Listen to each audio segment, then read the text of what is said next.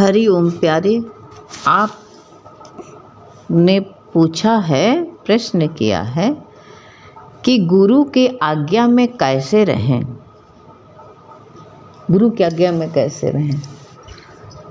तो सारे कार्य जो हैं ये सब गुरु के आज्ञा में चल रहे हैं। सब जो कुछ सृष्टि है सब गुरु के आज्ञा में चल रही है। धरती गगन सब, राम कृष्ण सब गुरु की आज्ञा में। जब भी अवतार आया वो भी गुरु की आज्ञा में था। राम कृष्ण तो बड़े हैं, सबसे बड़े थे, लेकिन गुरु आगे अधीना, वो भी गुरु की आज्ञा में रहे।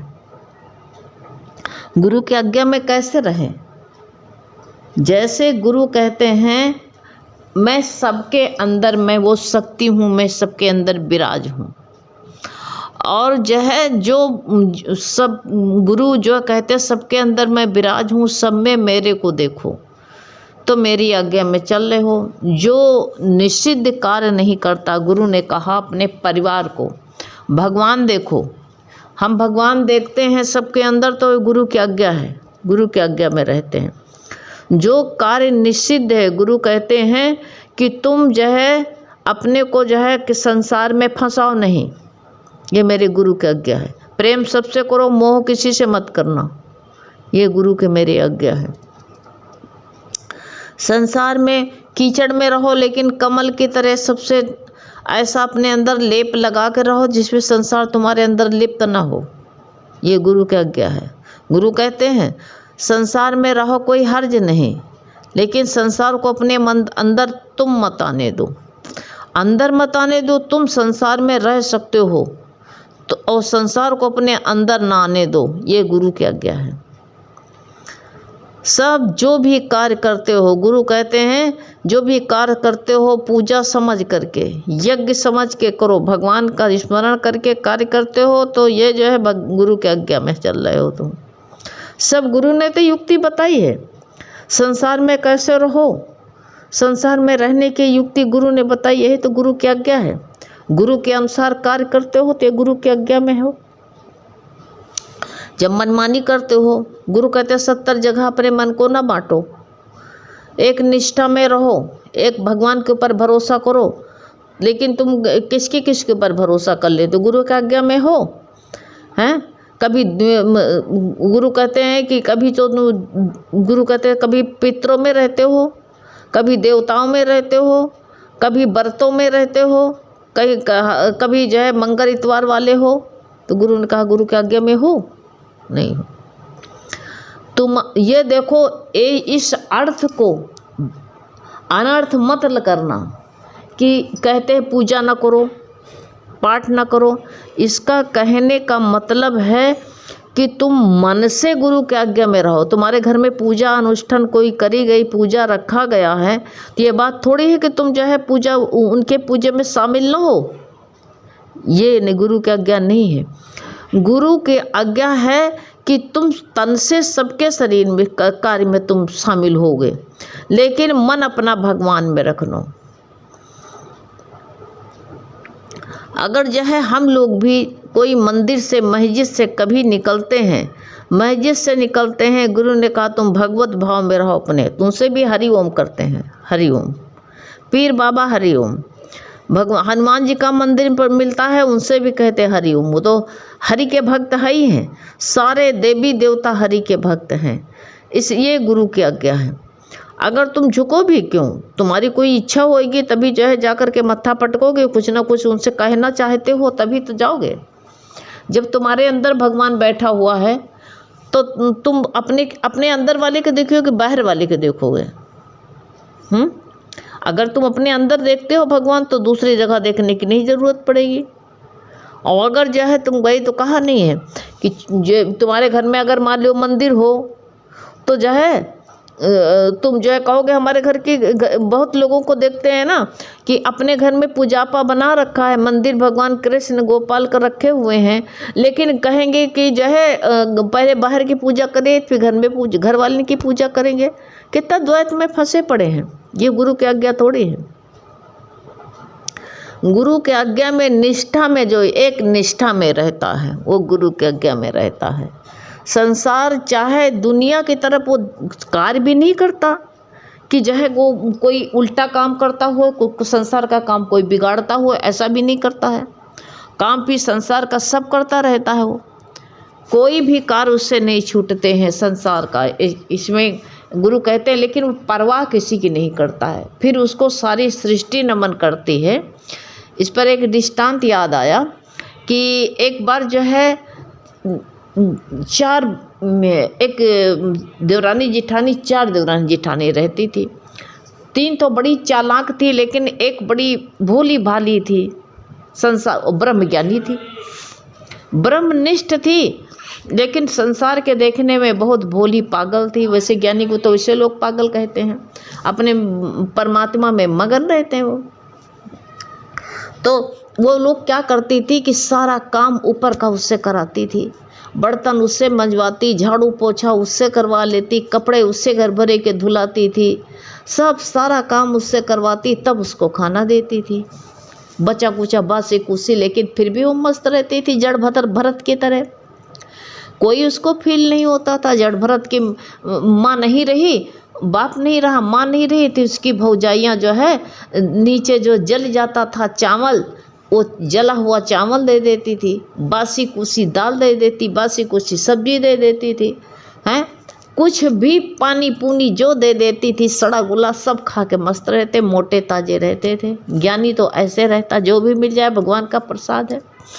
तो एक दिन कोई देव पूजा पड़ी। अब गुरु कहते हैं, सब लोग कहते हैं उठा के खा लेती हैं, जमीन गिर जाएगा खा लेंगे, क्योंकि पेट उसका तृप्ति नहीं रहती तो खा लेती। जब भूखा रहता है इंसान तभी तो खा लेगा वो, जब भूखा ही नहीं रहेगा तो कैसे खाएगा। अब जो है वो भाई सब लोग उसको कहती थी बड़ी लबरी है, कोई चीज़ पाती तो खा लेती हो, तो मस्त रहती। तो एक दिन कोई देव पूजा पड़ी तो सब लोगों ने कहा कि जो है भाई इसको हटा दो, जूठा। उसकी सास ने कहा कि देखो बहुत साफ सुथरा बनाना फरचई से, कोई जूठा देव की पूजा है, जूठा अनूठा ना होने पाए। तो सबने कहा कि अरे इस लबरिया तो जूठा डालेगी, जरूर कुछ ना कुछ खा लेगी उठा के, इसको कहीं जो है बाहर कपड़ा नदी के किनारे को तो कपड़ा धो के ले आ जाके। तो दूसरी ने कहा अरे ये चली जाएगी तो कौन काम करेगा, कहीं काम सब करवा लो इससे, बर्तन कह दो मांझ कर बर्तन मंजवा लो, आटा मड़वा कर रख लो इससे, और जो है सारा काम करवा के झाड़ू पोछा करवा करके इससे कहते जाओ नदी में कपड़ा धो लाओ तो हम लोग खाना बनाएं, पकवान बनाएं। अब वो जो आटा मार उसको भाई सब काम करा करके उसको कपड़ा धोने के लिए भेज दिया। अब वो इतना काम करके गई और उसको तो लगी भूख, वो आटा मारती वक्त थोड़ा सा आटा उसी कपड़े में बांध के रख लिया, मड़ा हुआ आटा सना हुआ। अब जो उसके बहुत तेज भूख लगी तो उसको आग कहाँ मिले, बेचारी क्या कच्चा आटा खा ले। तो देखा नदी के किनारे मुर्दा जल रहा था, तो गई उसमें से आग निकाल करके उसी मुर्दे में से आग निकाली, अंगारा निकाल लिया, निकाल करके और उस पर जो ही आटा ले जा करके उसमें भवरिया बना करके बाटी जैसे बना के सेंक लिया, और सेंक करके जब सीख गई तो खाए किसे। देखा वहीं मंदिर, शमशान में मंदिर रहता है ना, शमशान में मंदिर था, वहीं माता की देवी के मंदिर था। वहाँ देखा एक चिराग जल रही थी, और चिराग में देवट बड़ा सा प्याला था, उसमें चिराग जल रही थी, और तेल खूब गर्म हो गया था। उसने क्या किया, बत्ती निकाल के फेंक दिया और उसी में प्याले में बोर करके वही जो बाटी सेंक करके लाई थी भौरिया, उसी से सेंक करके वही से बोर के तेल से खा लिया। जो मंदिर की देवी थी उसने कहा हाय करके इतनी सी जबान निकाल दी। अब बड़ी सी जबान निकाल दी तो जो है वो जबान निकली की निकली रह गई। जब देवता सब पकवान बना के सब गांव वाले सब देवता के पास में आए भाई उसकी पूजा करने के लिए, पूजा करने के लिए आए तो सब गांव वाले भाई चिल्ला उठे, कहीं देवी बहुत रूठी हुई हैं, इतनी बड़ी जबान निकली है। सारे गांव में ढिंढोरा पिटाया गया कि चलो देवी को मनाने चलो, देवी बहुत रुष्ट हैं, देवी बहुत रुष्ट हैं, सब लोग चलो। तो गांव वाले सब लोग आए, सब लोग। लेकिन वो कपड़ा धो के अपने कपड़ा सुखवा के आराम से लेटी थी। तो सबने कहा कि देखो सब लोग जा रहे हैं, ये पगलिया क्यों नहीं जा रही। और देवी जो है सब लोग मनाएं, उनको बाजा बजाएं, उनकी स्तुति करें, लेकिन वो जबान अंदर ना जाए भाई। देवी कहे कि सुने। तो जो है सबने कहा कि सब लोगों ने, गांव वाले ने, सबने जो है एक जो है विचार किया। कहा देवी रूठी हैं, खो न हो, यह जो कपड़ा धोने आई थी यही घाट पर, इसी पगलिया की करतूत है, कुछ न कुछ यही करके गई है, यही रुष्ट करके गई है, बुलाओ। तो भाई उसको घर गए बुलाने को, कहा सब लोग गए हैं देवता मनाने के लिए देवी, और तू क्यों नहीं जा रही। तो कहा हम क्या करने जाए देवी देवता, हमारे देवता अंदर बैठे हुए हैं हमारे। नहीं, कहा चल देवी तूने ही कुछ किया है। तो देवी रूठ गई। कहा चलो देखिए कौन सी देवी है। भाई पूरी गांव की भीड़ लगी हुई थी। कहा हटो हटो। कहीं ना आ गई फूहर। अब भाई बिंदर मंदिर के अंदर घुस गई, और घुस करके देवी से कहा ये बता, आटा मेरा था और जो है शमशान से आग मैं लाई और भौरी मैंने सेका और तेल में बोर बोर के हमने खाया, तेरे बाप का क्या गया था, इतनी बड़ी जवान निकाले बैठी है। इतना कहा तो देवी को हंसी आ गई, जबान अंदर कर लिया। जब जबान अंदर कर लिया तो सबने कहा, मूर्ति बनी हुई थी, मूर्ति में वो जबान बाहर निकल आई थी साकार बन के, और फिर भीतर हो गई। अब सारा गांव भैया सब हाय हाय करने लगा कि अरे ये को हम लोग पगलिया समझते हैं, सारे देवी देवता तो इसके इशारे पर नाचते हैं। एक देवी को ये पागल जो है देवी को बस में कर ली, देवी को डांट बताया कि देवी की जबान अंदर हो गई। तो कहा तूने ऐसा क्या किया। कहा हमने क्या किया ऐसा, देवी रूठी हैं तो देवी जाने, हमने इनका क्या बिगाड़ा है, इनके बाप का क्या गया है, जो कुछ करती हूँ मैं करती हूँ। ऐसे ज्ञानी जो होता है अपने भगवत भाव में, वो भी भगवत भाव में रहती है, वो ज्ञानी थी। उन्होंने कहा कर्म जो है क्रिया हो रही है, तेरा क्या जा रहा है। मेरे को भगवान ने ये शिक्षा दी, भगवान ने अकल दी। जब भगवान मेरा भूखा था मैंने उसको भोग लगाया है, तू क्यों परेशान है। ऐसे ज्ञानी गुरु की आज्ञा यही है, आज्ञा में यही रहना है कि गुरु कहते हैं तुम, गुरु की आज्ञा ये है कि सारे घर को खिला देते हो, तुम भूखे मरा करते हो। अगर तुम अपने पेट में नहीं डालते हो तो महापाप करते हो, ये मेरे गुरु की आज्ञा है। गुरु ने कहा सबको थाली परसोगे, सबको अचार दोगे, घी डालोगे, अचार खटाई सबको दोगे, थाली में कटोरी में परस के दोगे, तुम अपने लिए जो है कढ़िया पोंछ के खा लोगे, और जो है अपने लिए बचे चाहे ना बचे, अपने साथ अन्याय कर तू। ये गुरु की आज्ञा कहते, आज्ञा में नहीं रह रही हो।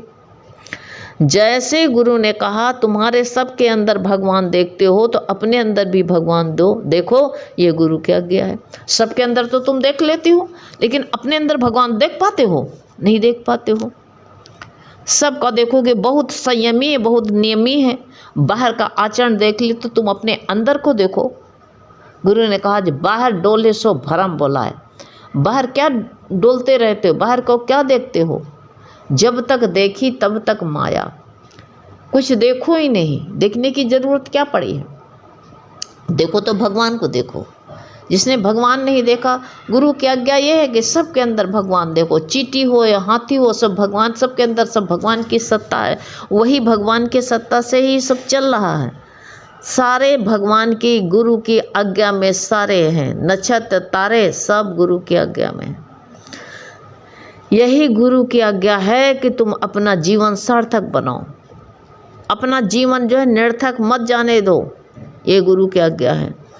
तुम जो है देह नहीं हो, तुम शुद्ध आत्मा हो, ऐसा मानते हो तो गुरु के आज्ञा में चल रहे हो।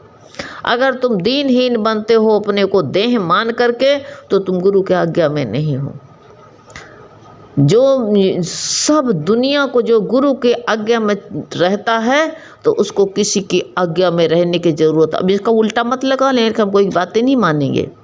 ये मन के विचार हैं, मन के भाव हैं, मन से ऐसा करना है, नहीं कि तुम कोई से बोल के कहो कि घर के दिखाने का आचरण ऐसा। गुरु ने कहा तुम्हारी शुद्धता का आचरण अपने आप बाहर झलकने लगेगा, आचरण बनाने की ज़रूरत नहीं है। तो ऐसे तुम गुरु के आज्ञा में, सारा सृष्टि गुरु के आज्ञा में, गुरु के समान नहीं कोई है जहान में, हैं।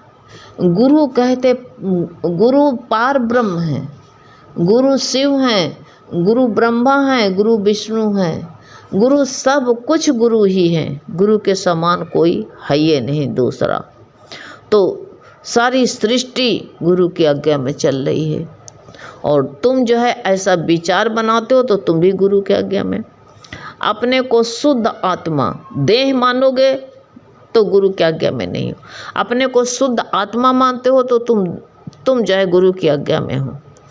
तुम अपने को कोई देखो शरीर पर न जाना कि हम स्त्री हैं कि पुरुष हैं, ये तो भगवान ने कपड़ा पहनाया है। और एक कपड़े का विचार न करके तुम अपने को आत्मा मानना और सबके अंदर वही आत्मा विराजमान, अपने अंदर देखना, सबके अंदर वही परमात्मा को देखना, यही गुरु की आज्ञा है। गुरु यही जगाते हैं, यही बताते हैं और कुछ थोड़ी बताते हैं कि तुम आज्ञा करके बैठो, आकर के हम तुमको आज्ञा देते चलो हमारी लंगोटी धो, हम तुमको आज्ञा देते चलो हमारे बर्तन मांजो आकर के। ऐसी आज्ञा नहीं होती है।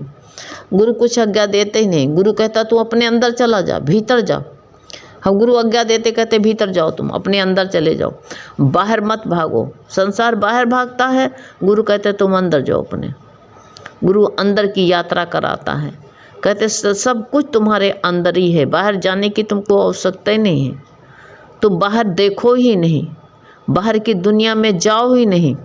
यही गुरु की आज्ञा है और यही आज्ञा में ही सारा सार है। सारी सृष्टि इसी आज्ञा में चल रही है और तुम भी गुरु की आज्ञा में हो। हरि